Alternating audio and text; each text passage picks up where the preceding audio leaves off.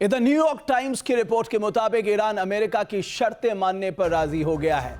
Hormuz blockade हटाने की हामी भर चुका है।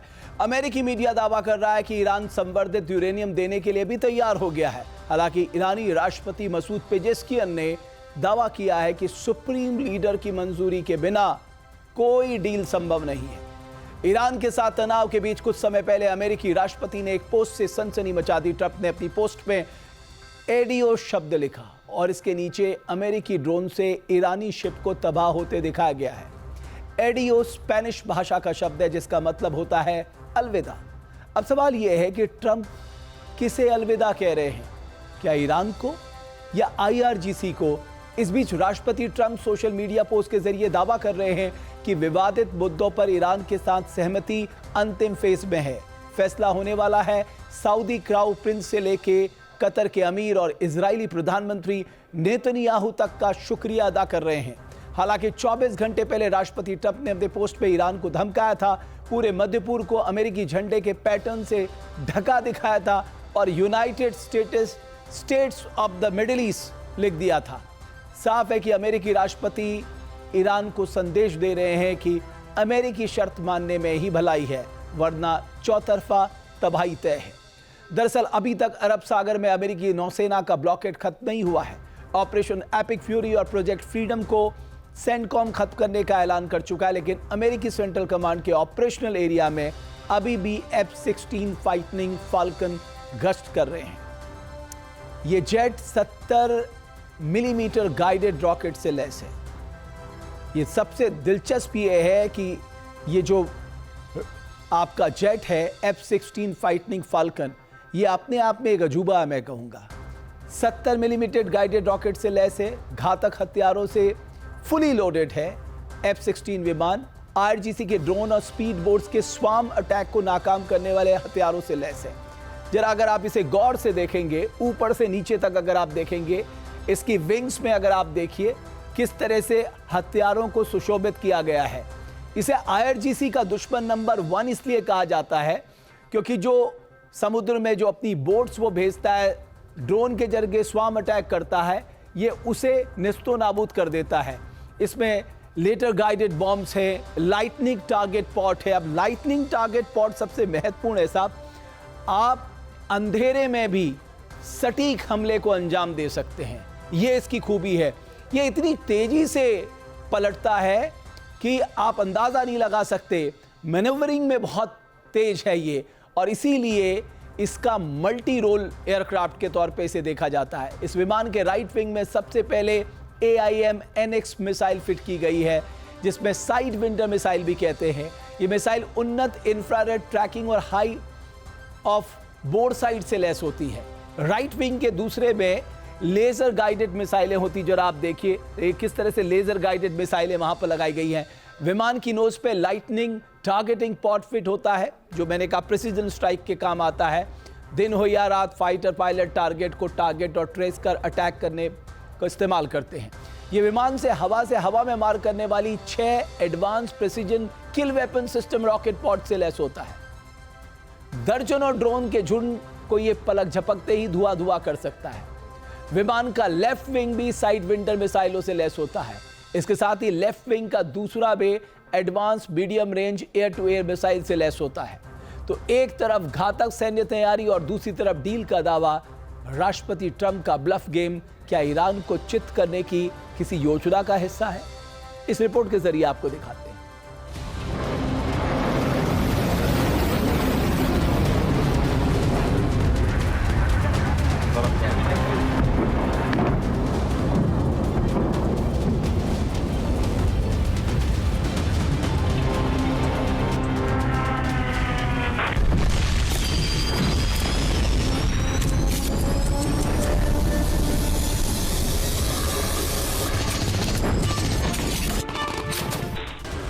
क्या आईआरजीसी को उसकी चालाकी भारी पड़ने वाली है? क्या आईआरजीसी की वजह से 40 दिन के युद्ध जैसी तबाही ईरान पर फिर बरसने वाली है?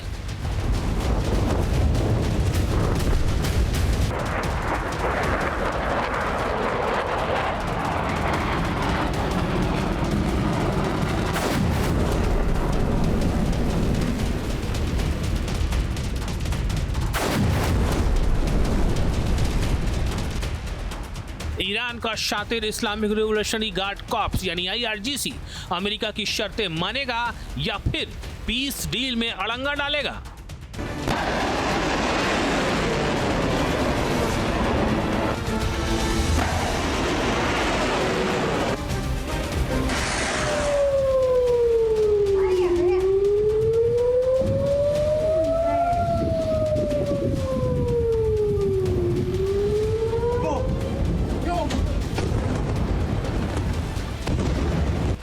क्योंकि जब युद्ध होगा प्रॉक्सी एक्टिव रहेंगे, इजराइल टारगेट पर होगा, IRGC जिंदा रहेगा, ईरान पर उसका साम्राज्य कायम रहेगा।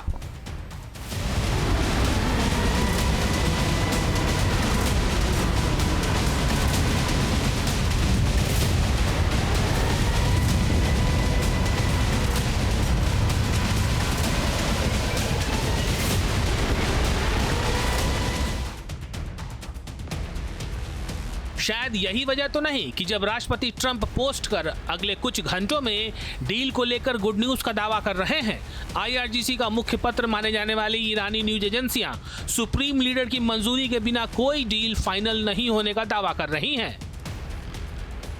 क्या राष्ट्रपति ट्रंप को IRGC की साजिश का अंदेशा है और यही वजह है कि शांति वार्ता के साथ साथ अमेरिका युद्धक तैयारी में कोई कमी नहीं कर रहा है?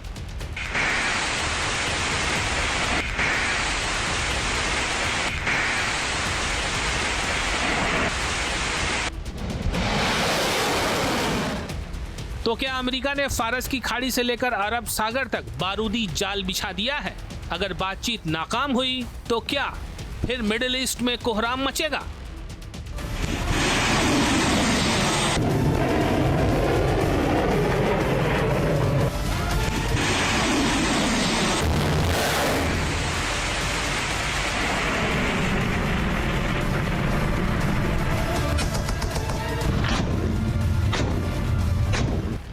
मिडिल ईस्ट में हर मिनट हालात बदल रहे हैं। अरब सागर से लेकर ओमान सागर तक अमेरिकी युद्धपोत लगातार मूवमेंट कर रहे हैं।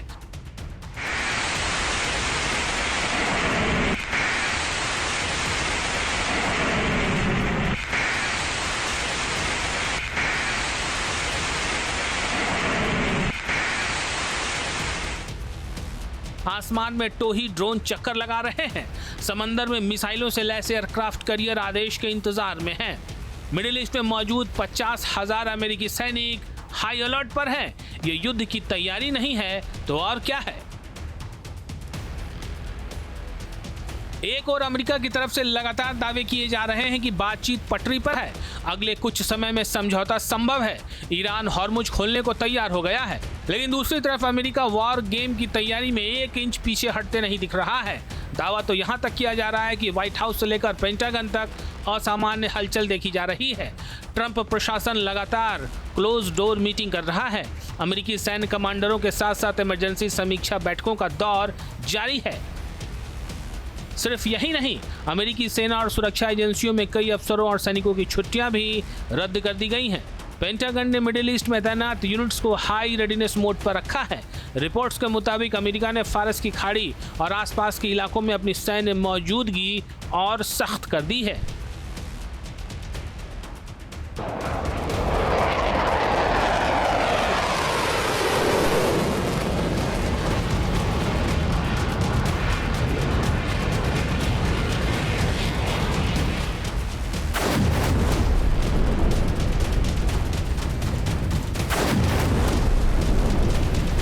अरब सागर में F-16 और F-35 फाइटर जेट्स लगातार कॉम्बैट पेट्रोलिंग कर रहे हैं।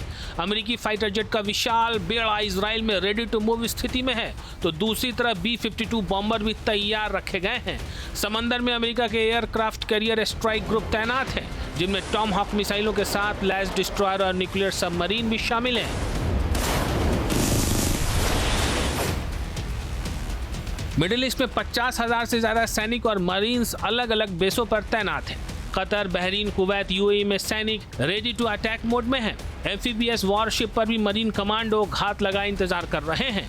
F-16 fighter falcon, F-35 stealth fighter और B-52 long range bombers alert पर हैं। टॉमाहॉक क्रूज मिसाइलों का जखीरा फिर इकट्ठा कर लिया गया है।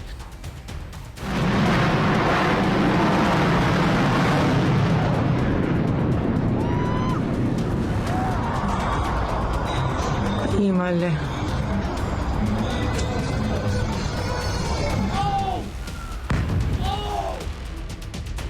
इस बीच ईरान का रुख हैरान कर रहा है। शांति वार्ता करने वाली टीम डील का दावा कर रही है, वहीं मजलिस के स्पीकर गालिबाफ के बयान तनाव बढ़ाने वाले लग रहे हैं।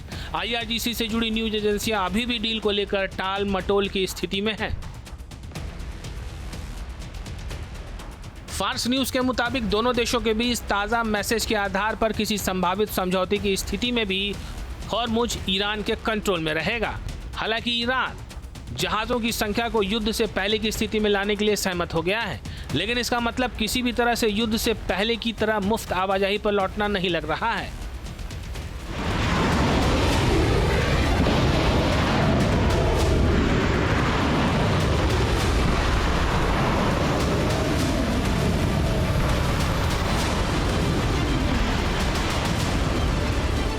तो एक तरफ हॉर्मुज को लेकर अभी भी कुछ फाइनल नहीं दिख रहा है, वहीं दूसरी ओर अमेरिका का साफ कहना है कि बिना परमाणु कार्यक्रम पर ठोस कंट्रोल के कोई भी समझौता संभव नहीं है।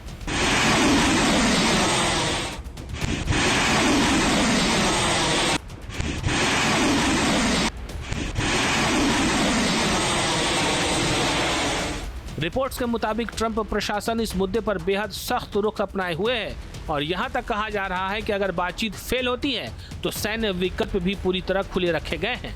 मतलब सैन्य कार्रवाई का विकल्प अभी भी बचा हुआ है। इस पूरे मामले में सबसे बड़ा सवाल यही है, क्या अमेरिका और ईरान सच में किसी समझौते के करीब हैं? क्या ईरान इतनी आसानी से शर्तों पर राजी हो जाएगा?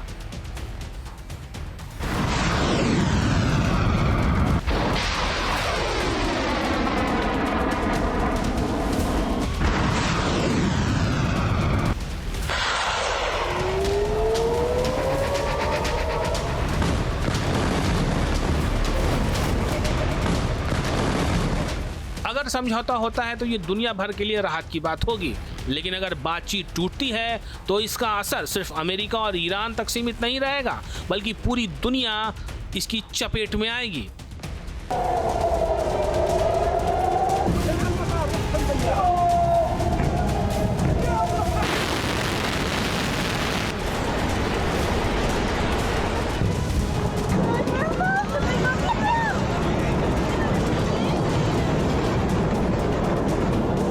जानकारों का दावा है कि ट्रंप प्रशासन मैक्सिमम प्रेशर बनाकर ईरान को नई डील के लिए मजबूर करना चाहता है, जबकि कुछ रणनीतिक विशेषज्ञों का मानना है कि हालात कंट्रोल से बाहर हो रहे हैं और अगर आखिरी वक्त तक ईरान डील के लिए तैयार नहीं हुआ तो अमेरिका के पास भीषण हमले के अलावा कोई दूसरा रास्ता नहीं बचेगा।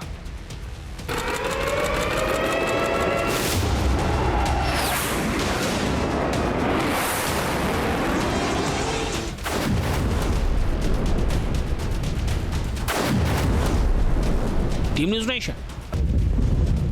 आपके मोबाइल पर तुरंत आएगी ब्रेकिंग न्यूज। स्क्रीन पर सबसे पहले दिखेगी बड़ी खबर। देश दुनिया की हर खबर एक जगह। अब आपके मोबाइल पर तुरंत फटाफट इंस्टॉल कीजिए न्यूज़ नेशन ऐप और रखिए खुद को अपडेट।